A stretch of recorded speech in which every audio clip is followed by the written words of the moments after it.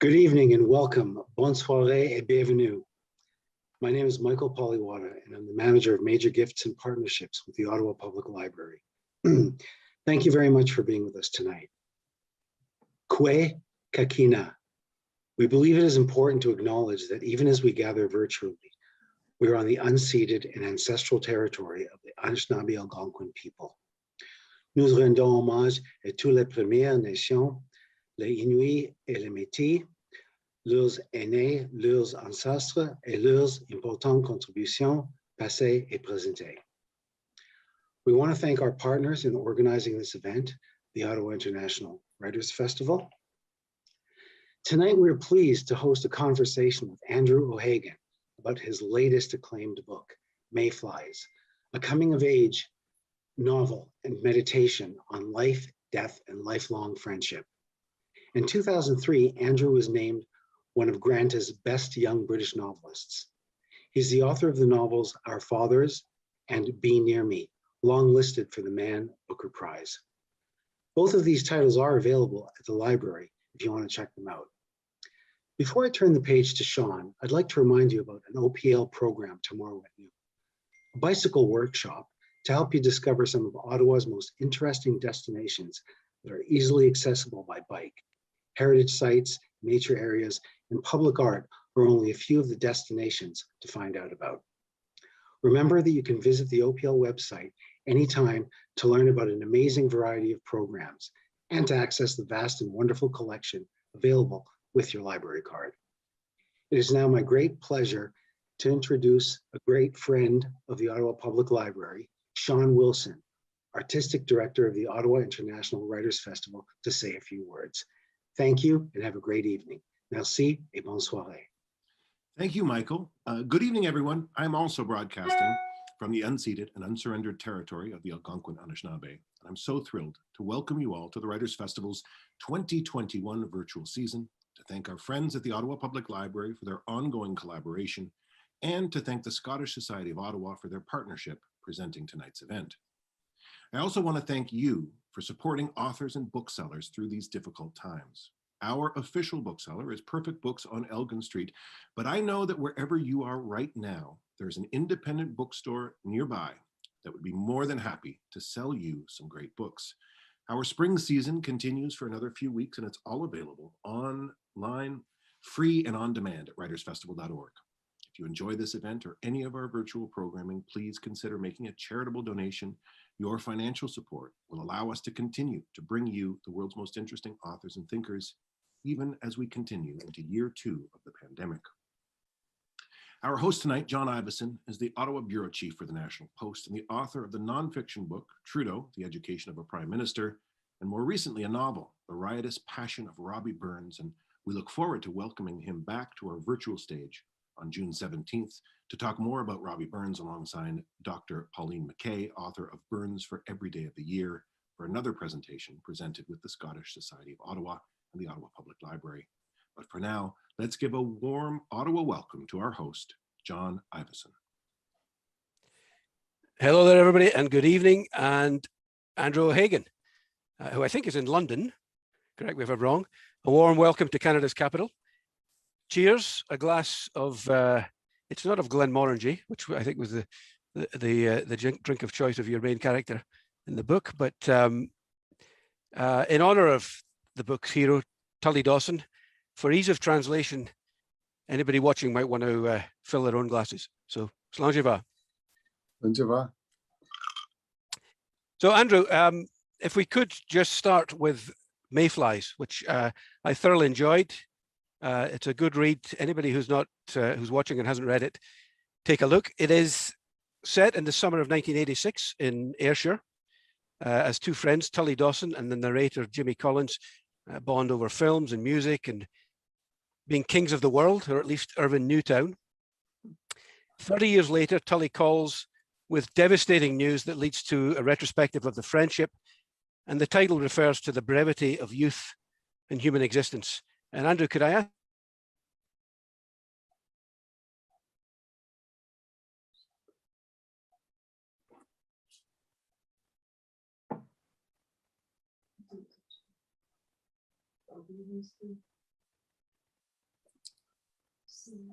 It's kind of a bit frozen there, John. Could you hear me?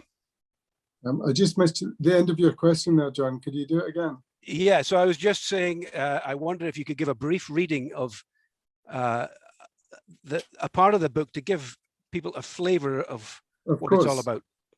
Yes, indeed.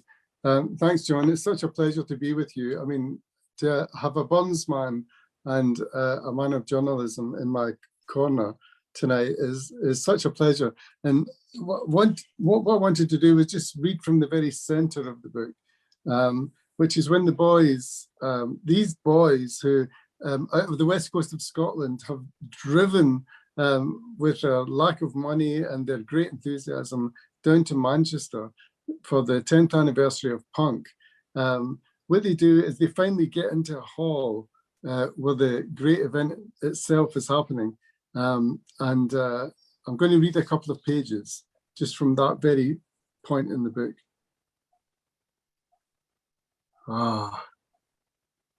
Then the Smiths came on. Aubrey Beardsley in white jeans, Morrissey in his prime. The singer wafted into view and sowed his drowsy reticence like a drug.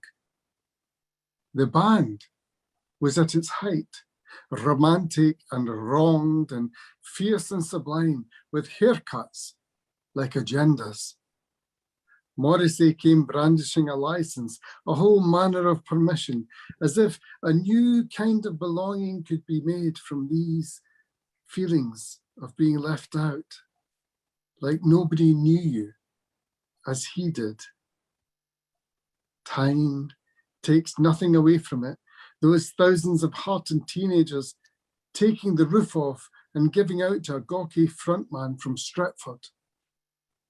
Tully found me and pushed me down to the stage. Over the speakers, the sound was scratchy, but every word and every guitar lick felt like a statement only they could make and only we could hear. Those songs rolling from the stage to irrigate our lives. That's what it's all about, said Tully. And he kissed my cheek as we sang. I could see Limbo at the very front, whirling out of his skin, holding up a smoke and shouting about panic on the streets of Carlisle. Then he was near us and wagging his finger in time to the music, a wonderful look on his face. Singing about a vicar, about Joan of Arc and throwing plastic tumblers into the air. Our hair was soaking wet. The Ayrshire boys appeared from all corners of the hall and we hugged and the music soared and it seemed like a huge animation of the things that mattered to us then. Tibbs and Hogg, Limbo and Tully and Clogs, the full brass of being. Who knew what time incubated or what time would demonstrate? We were there, beyond navigation, floating through the air. We beamed to the rafters and jumped shoulder to shoulder, and the words we sang were daft and romantic and ripe and British. Custom built for the clear-eyed young. They say, you know nothing at 18, but there are things you know at 18 that you will never know again. Morrissey would lose his youth, and not only his youth, but the gusto that took him across the stage with a banner saying the Queen is dead is a thing of permanence. We didn't know it then, but it was also for all of us a tender goodbye.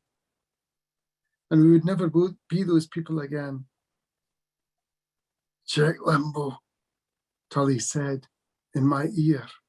And I looked to the edge of the stage where the boy himself was spread over a speaker, climbing. Nobody at that age needs more than what Limbo McCafferty had in abundance. He had vitality. He had the spirit of resistance in that single moment. And as the final encore bristled and rose to perfect confusion, Limbo appeared on the stage, going past crewmen and bouncers to take up residence by the drums, dancing and smiling for eternity. The crowd cheering him on and spiriting the light in his direction. Magical stuff. It's like being there. Thank you very much for that. Just so folks watching, you're going to be able to put your own questions to Andrew via Zoom or Facebook. I'll tell you how in a little while, but first I'm going to ask some questions about the things that I'm curious about. There seems to be, Andrew, a great explosion at the moment of Scottish auto-fiction. I think obviously Douglas Stewart's Shuggie McBain, but this one from you as well. I mean, you've said this is your most personal novel yet, and I'd imagine anybody who's read it would want to know how much of it is biographical. Oh, completely, John. You know, once in a while in an author's life, there is a complete effusion of autobiographical energy. And for me, it was very natural with this book that it would be an autobiographical fiction, that it would carry, if you like, the energy of youth and of my own life somehow right into the, you know, hearts of the readers. That this was a book about the life I knew. It was a book about experiences that we'd had, and somehow the truth of the book, the validity of the book, if you like, was from life. And, you know, I've written a number of novels before, but with this one, you know, it just felt like a complete territory that was familiar to me, do you know? I mean, that sometimes happens, and this was the one.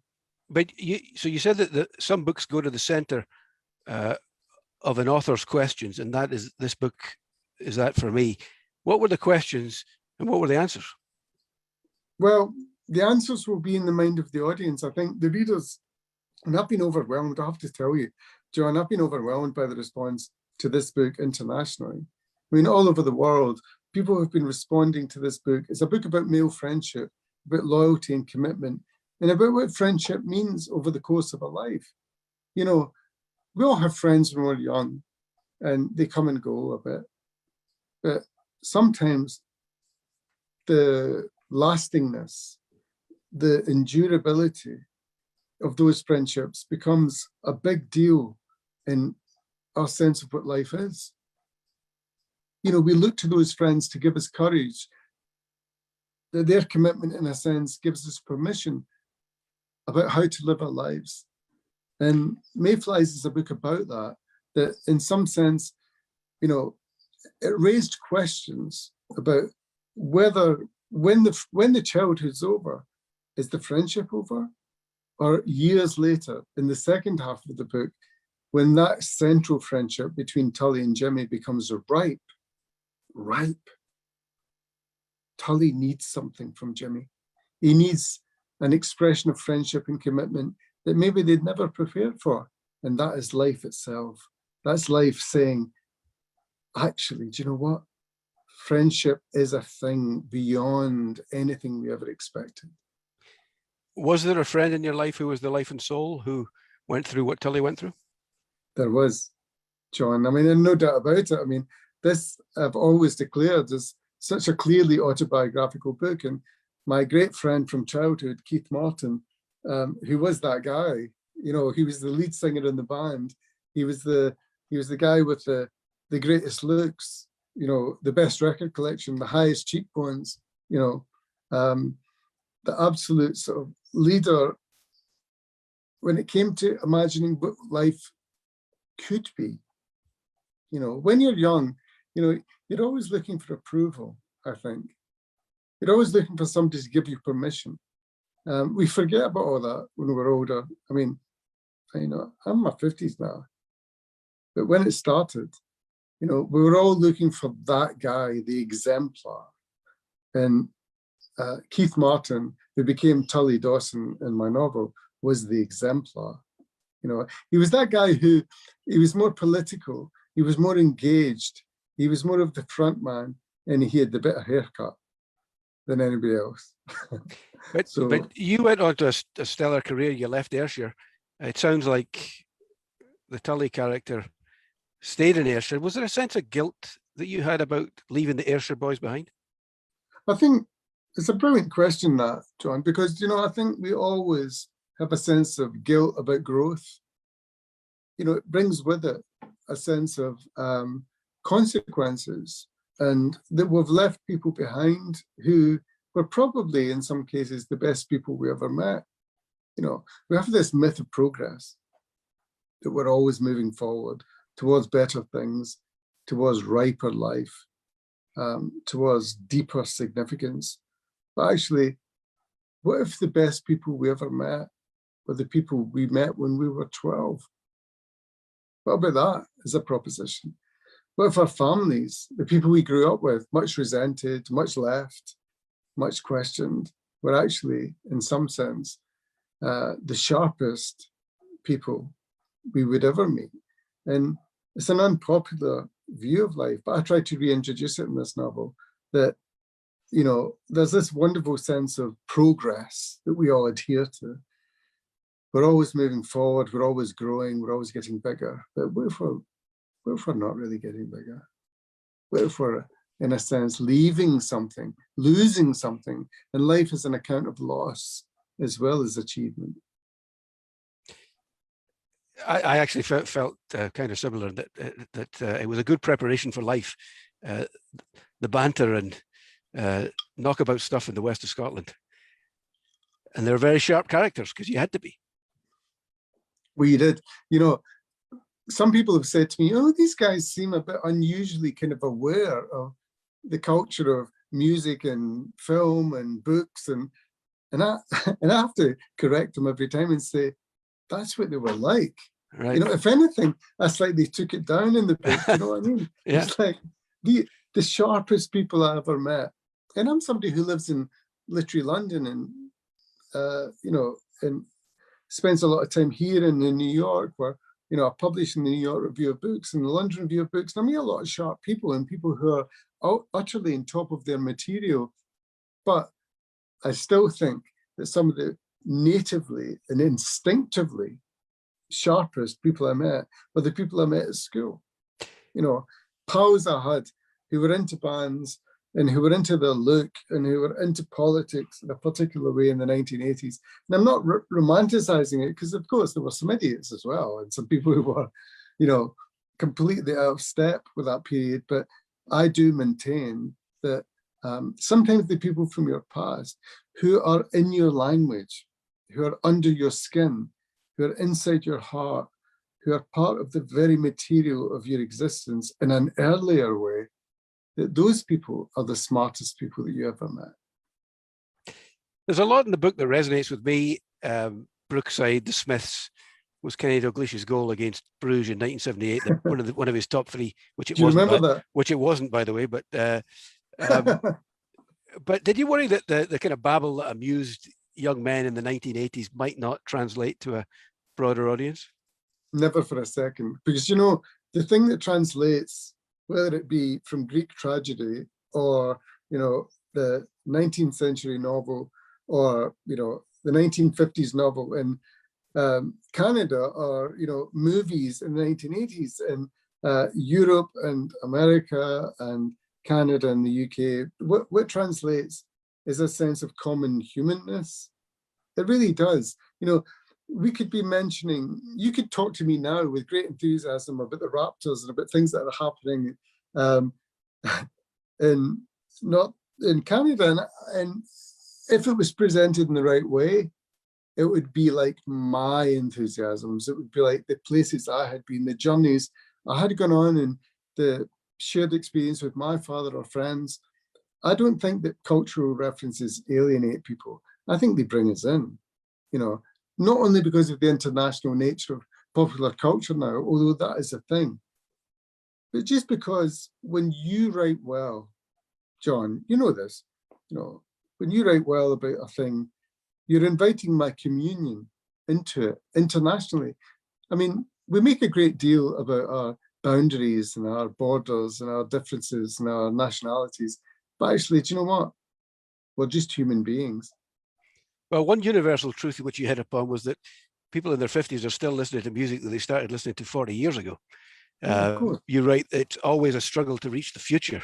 It seemed to me that the book is, it's not sentimental, but it is nostalgic about being at the pinnacle of youth. Is that a fair comment? Yes, I think it's fair. I mean, I think that everybody understands that if only in retrospect, if only years later, we all sit back with our children in bed, and our wives, our husbands, our partners beside us, and realize that there was a moment that turned out to be the pinnacle of our youth. We didn't know it was, of course. You were just passing through some club or some city or some relationship or some street, but you were at the height of your youth then. And everybody knows that, looking back. And that is why fiction is such a sort of brilliant little moral machine in your life, I would argue, is because it provides you with that little evidence, that little text, that little thing that helps you understand your life. When the great writers that I grew up admiring, they gave you that, they gave you the arithmetic, they gave you the book that allowed you to deepen your life, to understand where you'd been. In a sense, yeah, the past and nostalgia is part of the picture, you know.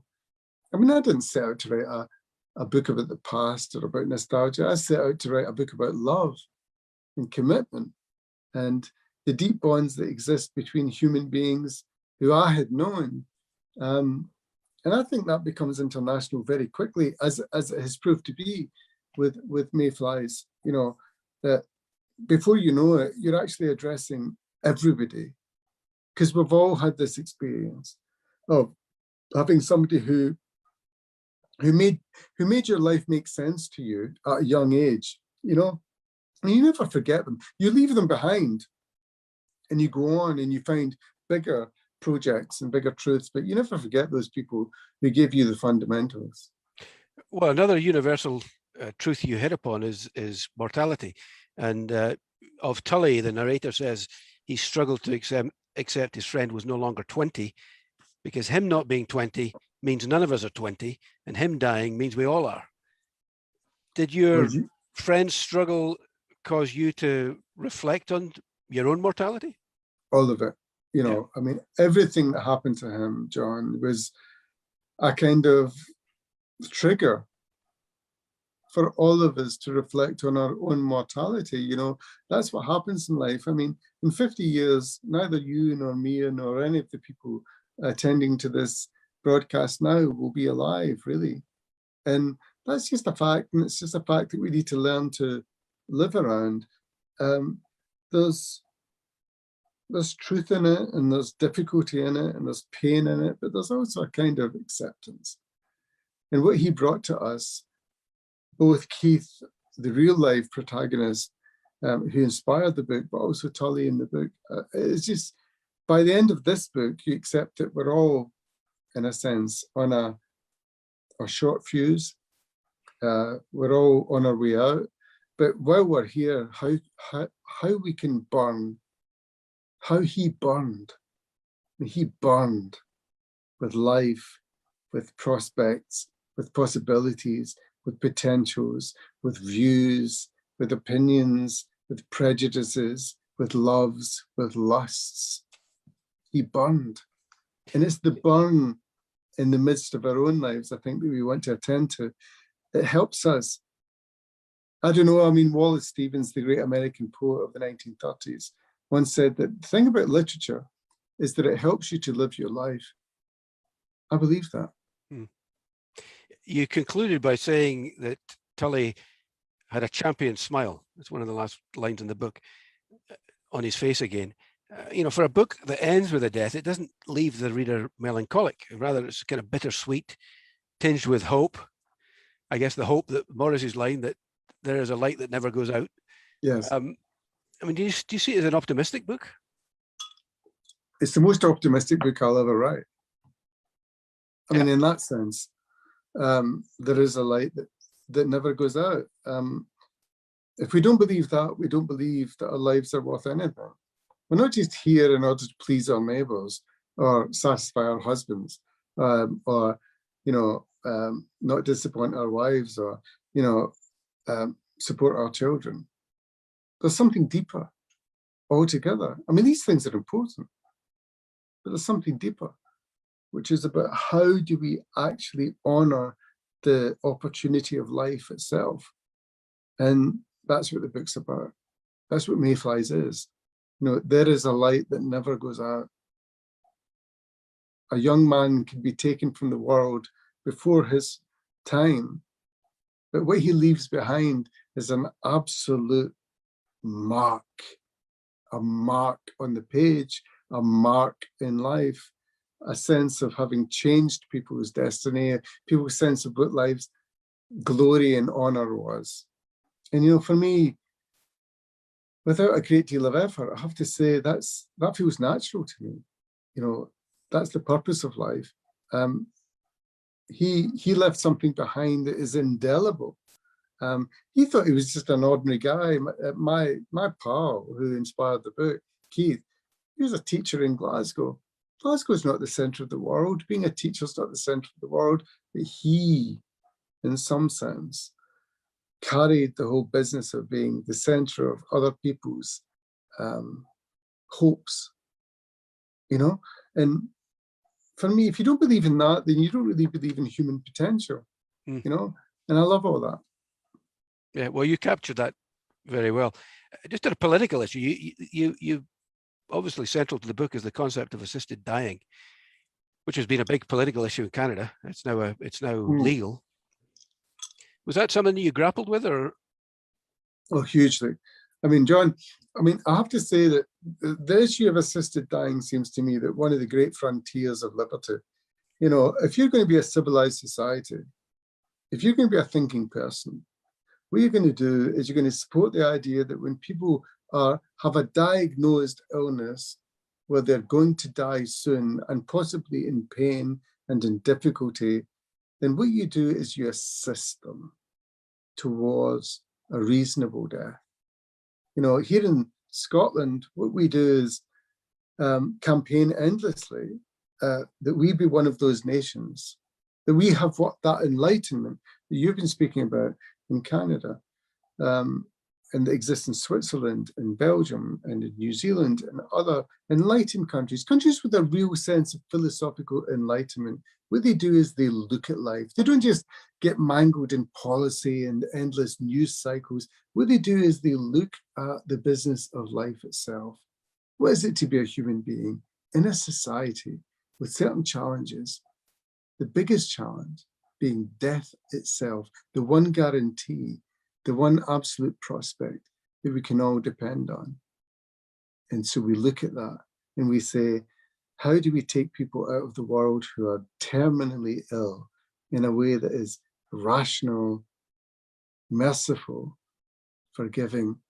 And it seems to me that in that context, not having assisted dying is a barbarity. So I look to my government in Scotland now and say, please see that. Well, I was going to ask you, I'm surprised that it's not an issue for the Sturgeon government. Have they? Well, the Sturgeon government, I can tell you, is bringing it forth as a bill imminently.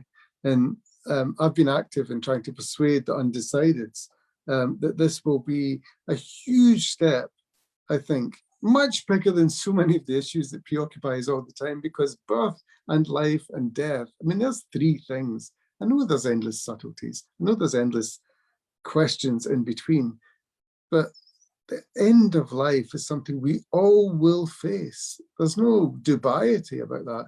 And I encourage the Scottish government and Nicola Sturgeon and all the MPs who find themselves undecided, and the majority of MPs in Scotland now, it would appear, are decided that they're in favour of a humane, assisted effort on behalf of people who are terminally ill. And for me, that is a great achievement, and I will continue to work on its behalf. All right. I'm just going to remind people, if you want to leave a question, a comment on Facebook, or ask your question via the Q&A button on Zoom, I will then ask them to Andrew, if I can figure out how the Q&A button works. Apparently it's down here somewhere. I'm just going to press it and see if anything's happened. Nothing. So anybody wants to ask a question, please do. So just moving on from Mayflies, because you've written non-fiction, you've written fiction, various projects around the world. The Satoshi affair, about the claim that programmer Craig Wright was Bitcoin founder Satoshi Nakamoto. And then in 2017, The Secret Life, 3 true stories about helping Julian Assange write his memoirs. Yeah. What drew you to those subjects? You know, I've always been interested, John, in people who are, if you like, on the cusp of modern life, and carrying all its energies and difficulties and confusions. I think as a non-fiction writer, that's always been a completely natural interest of mine. You know, I don't know if you feel that as a journalist yourself, but sometimes you're just overwhelmed by the sense that your job fundamentally is to describe society as it is. And I was invited by each of those people that you've spoken about, Julian Assange in the first place, to write about him and to help him with his memoirs. He was under house arrest then in Norfolk in East Anglia in England. And then later by Craig Wright, another Australian, these are 2 Australians in a row, to help him define his project as the inventor, he said, of Bitcoin, the great cryptocurrency that would change the financial world. I've been approached by these people, I mean, serially, actually, over the last 10 or 15 years. And my response always is, anything that's interesting to the world is interesting to me. I mean, my job is to try and, whether as a novelist, as we've been discussing, but also as a non-fiction writer, to try and sort of set fire to those big moral subjects that really, if you like, enrich our lives. So that's a big project, obviously, and I put it very starkly to you. But what I'd say is, you know, we're in the business of, as journalists and as novelists, of trying to sort of enrich reality for people, and those subjects were absolute gifts to me somehow. And they both, I guess, revolve around the digital world and destabilizing the way things have been done up until now. I mean, were these, I guess they were interesting characters to talk to. They were endlessly. I mean, wouldn't you find it to be the case? I mean, talking to Julian Assange for a year. I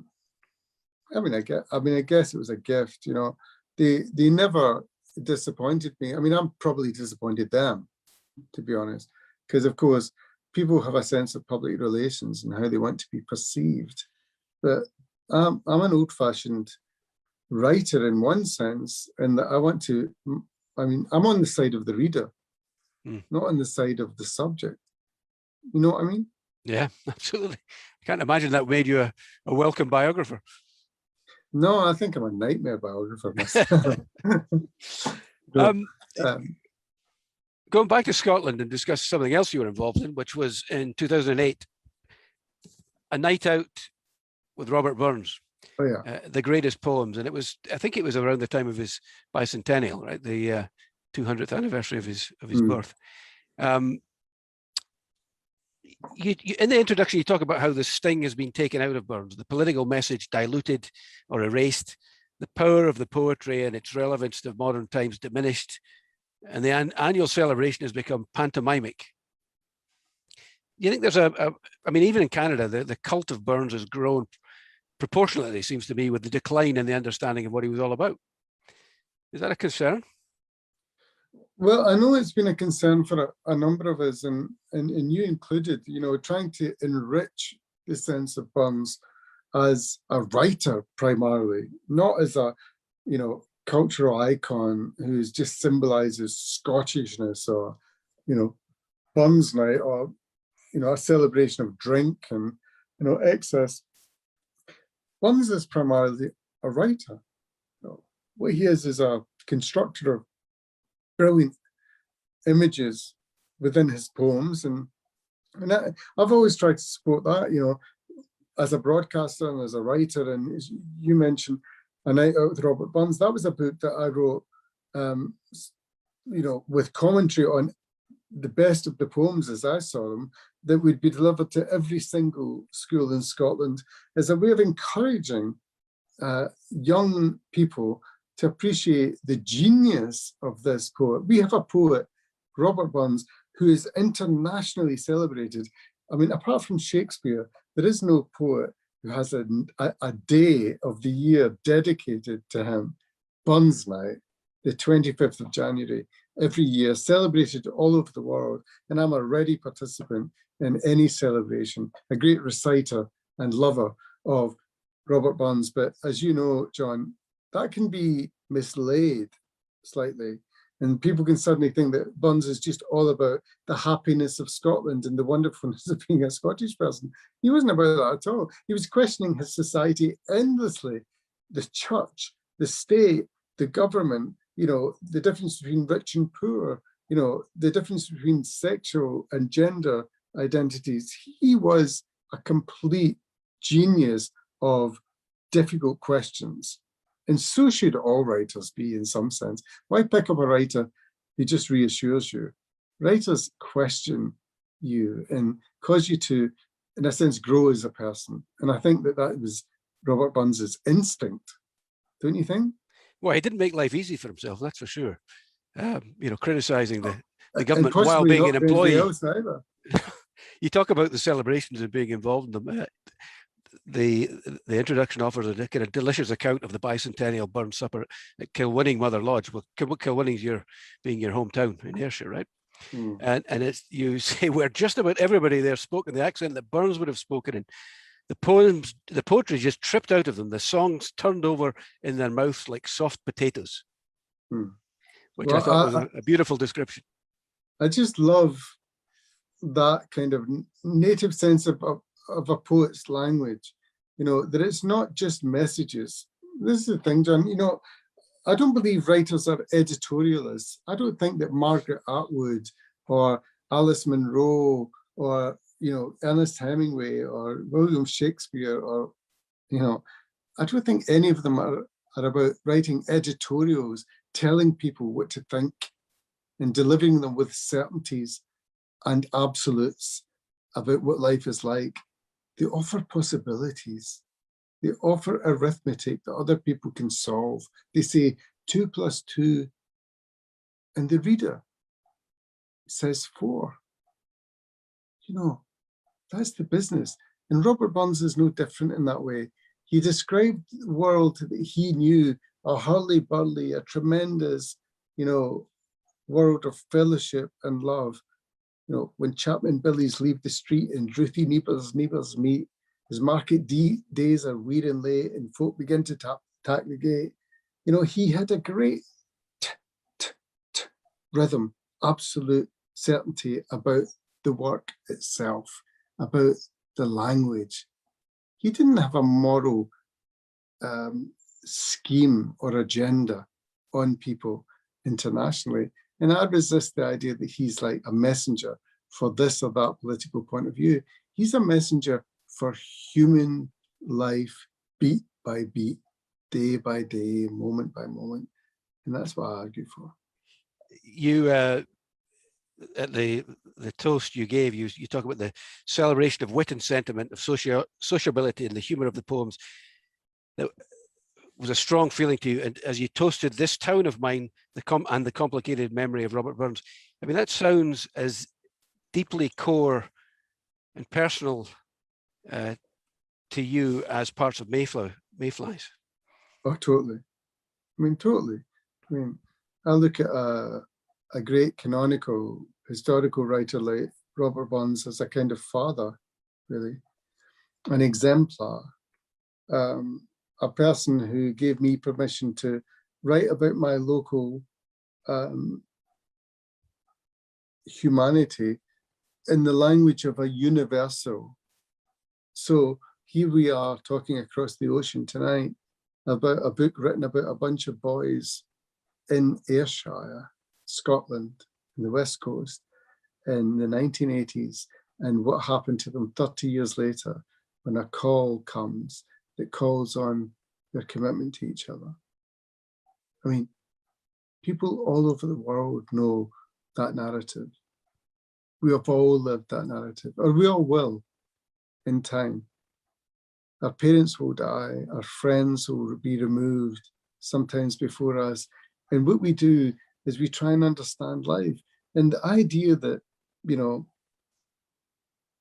I mean, a poet like Robert Burns would be a parochial poet, would be a guy from Ayrshire in Scotland who had no relevance. He's celebrated in Vladivostok.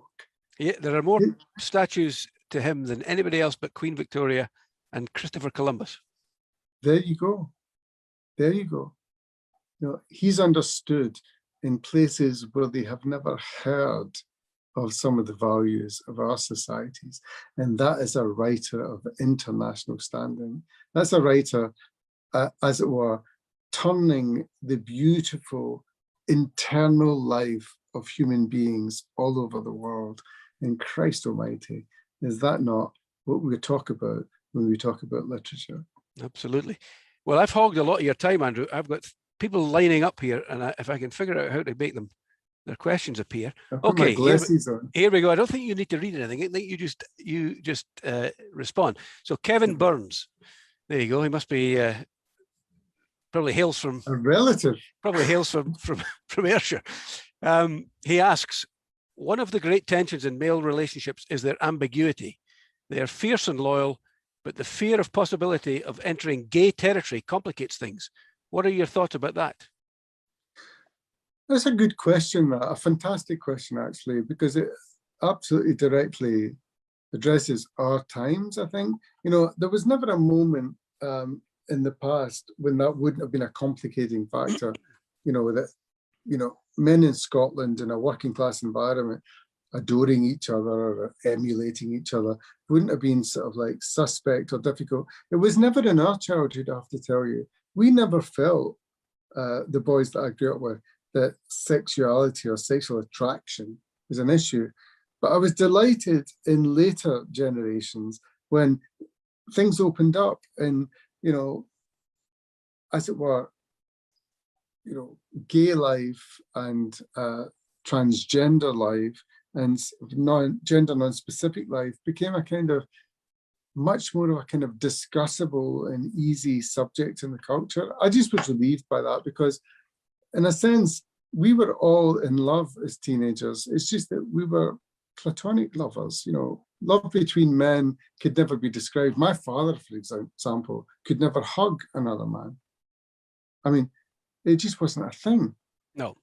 So I was relieved when all those changes I've tried to describe there came about because it just felt natural to me. You know, the boys that I hung out with when I was a teenager were largely in, you know, heterosexual, but it hardly mattered because the love affairs were as deep as any love. It's just that they didn't involve sex, but, you know, that was fine. Next question from an anonymous attendee. That line about knowing things at 18 that you will never know again really resonates. Do you think that understanding is something we should keep in mind when looking at kids today? I really do, you know, I mean, I say that as a father of a 17-year-old, you know, the idea that, you know, we are the great fonts of wisdom, you know, that we in our grey-hairedness and our reading, you know, 5 minutes ago, I was the youngest person in London. You know, it felt like that. And people used to say that to me. And suddenly, it's just another middle-aged or older guy. And I say to my child, you know, you can take what I say or not take it, and probably not taking it shows more originality on your part. You know, I don't think that age brings wisdom. I wrote that line. There are things you know at 18 that you will never know again. People say you know nothing at 18, but there are things you know then that you will never know again. I really believe that. You just know a certain relationship to your fellows, to your girls, to the world that is there and explicit and has arrived and is ripe and is complete and in your head that will never come again. And that's one of the things we should recognize about life, is that we're not in some trajectory towards wisdom. You know, sometimes we're moving away from wisdom. That's the glory of life. I'm sure that's what your kids would say. That's what mine say for sure. They're always telling me. Heather Theoret asks a question from Mr. O'Hagan. If you didn't write, what would you be doing with your life? That's a completely brilliant question, because, I mean, if the universe was free and equal, and you know, it was an equal opportunities existence, I would be a dancer. I've always loved dancing. I was a teenage ballet dancer, believe it or not. I came out of my working class community in the west coast of Scotland, desperate to dance, and my father was horrified. Can you imagine? And my mother wasn't best pleased either. But I thought it was a kind of way of expressing all the energy of change and difference. And I don't know, I mean, I can't explain it to you. I mean, a dance was my absolute first instinct. Did you follow that? Did you train at all, or? Yeah, I went to Scottish Ballet when I was, you know, at 10, 11, 12, and trained properly. Wow. And thought, this is the deliverance. This is the way out of a. I mean, when Billy Elliot, the movie, appeared, I thought it was a complete rip-off.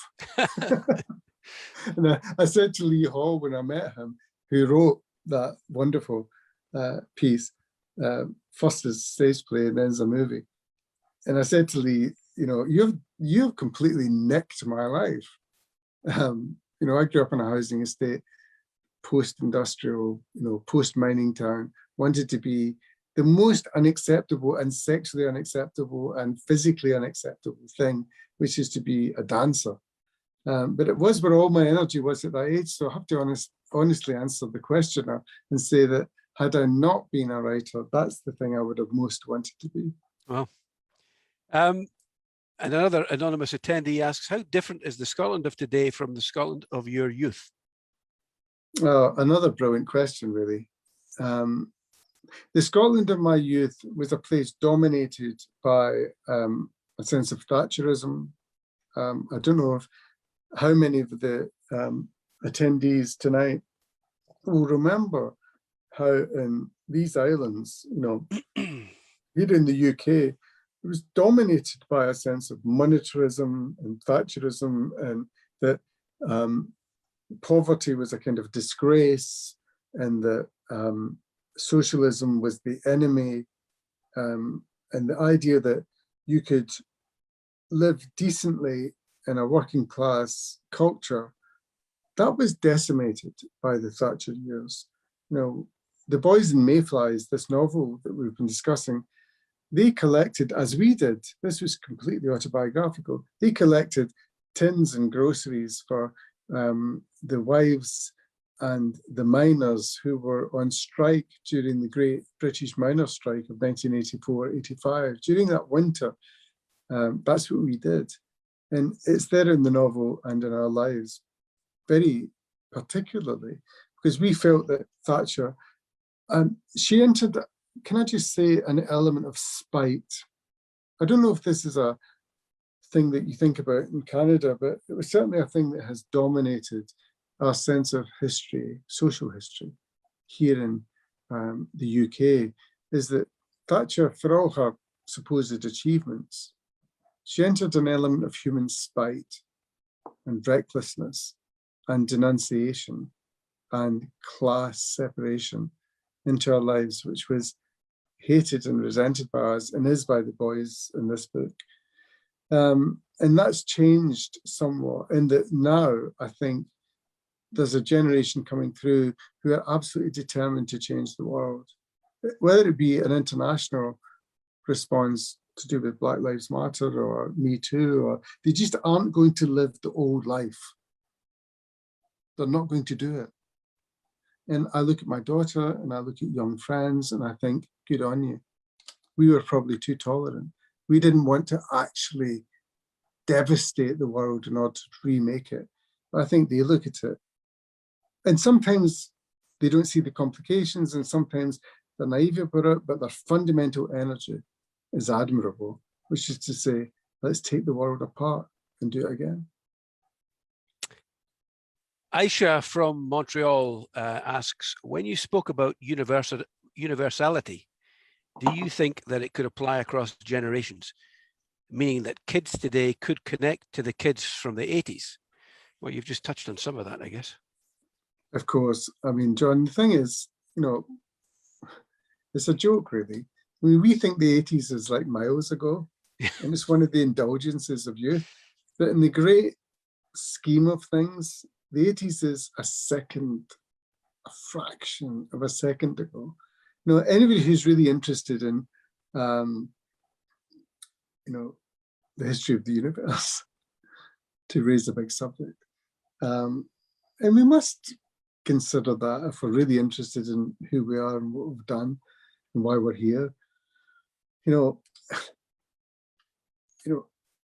5 million years ago is a blink in human existence, and yet we make a fuss about people who are 20 years older than us. It's nothing. We're living in exactly the same period of human development, and we must attend to the changes in our own small pocket.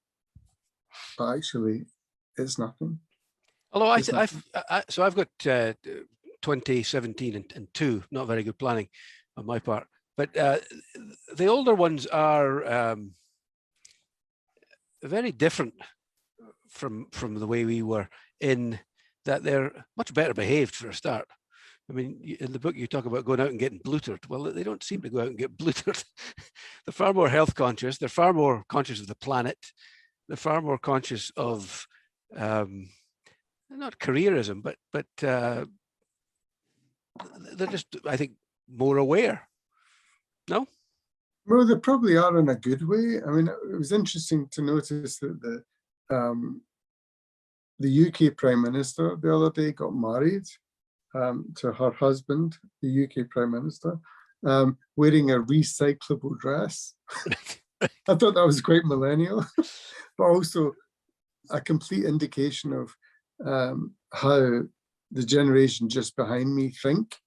They want the world to be slightly better, recyclable, less wasteful, and they expect people like us, I guess, to be ultra aware of the wastefulness and the sort of political mindlessness that we took for granted growing up. That seems to me a good thing. I mean, I'm not into political correctness, cancelling and excess, but I am into heightened awareness. What novelist isn't? Right. Right. It seems to me a no-brainer. There's not a big argument here between generations. There's an argument between people who are thoughtful and people who are not. And that's not even defined by national cultures, or it's the same in the UK as it is in Canada. It's the same as it is in the US, as it is in Australia. You're either thinking about how to live a bit better, and these younger generations have come up with some fantastically compelling ideas and compulsions. And you ought to take time to really honor that, I think. Let's end on a little lighter note. Did you ever actually make a jukebox 50? Yes, I did. Give me a quick sample. Oh my God! I wish we were doing this conversation just up the road where my cafe is. In the novel Mayflies, it's described that that the main character asks Jimmy, the narrator, to help him through his last months. And one of the things that Jimmy comes up with is that Tully would produce his festive 50, his top 50. There used to be a thing, some of you will remember this, there used to be a thing in John Peel, the great, legendary, lovely, absolutely adorable Radio 1 DJ. He used to have a festive 50 every Christmas, the best 50 independent and interesting records of the year. And I decided that I would ask Keith, my dying friend, if he'd come up with his festive 50 of all time. And he did. and I put it into the jukebox at the cafe, which is just up the road from where I'm talking to you now in Primrose Hill in North London. I wish I could play you a track to just see you out tonight, but it was full of. If you could, what would you play? Oh, you know, it was the Smiths, it was New Order, it was Joy Division, it was Echo and the Bunnymen, it was Altered Images, it was Orange Juice, it was all those great bands of Scotland. They used to call them the sound of young Scotland, which I think is a kind of almost invisible anthem to my book, Mayflies. The sound of young Scotland, you know, Orange Juice, the Fire Engines, Aztec Camera, all those great bands, the Jesus and Mary Chain, you know, they're all on the jukebox. So if any of you feel like coming over here, I'm going to press a few numbers for you. Primrose Hill. Primrose Hill. Great. Sam's Well, Cafe. Andrew, it's been an absolute privilege chatting to you, and on behalf of the Ottawa International Writers Festival, the Ottawa Public Library, and everybody watching, thank you very much. You've produced yet another great book. Thank you. What a pleasure. Thank you, Ottawa. I send you a huge kiss. Lots of love.